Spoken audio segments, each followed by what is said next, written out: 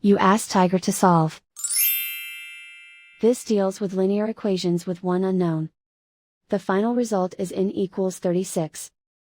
Let's solve it step by step. Simplify the expression. Multiply the fractions. Expand the parentheses.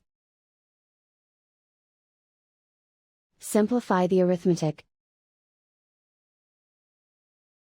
Break up the fraction. Find the greatest common factor of the numerator and denominator. Factor out and cancel the greatest common factor. Group all constants on the right side of the equation. Subtract 8 from both sides. Simplify the arithmetic.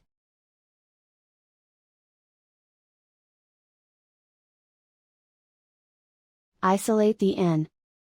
Multiply both sides by inverse fraction 3/2. Group like terms. Multiply the coefficients. Simplify the fraction.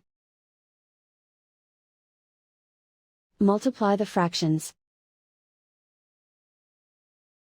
Simplify the arithmetic. And so the final result is n equals 36.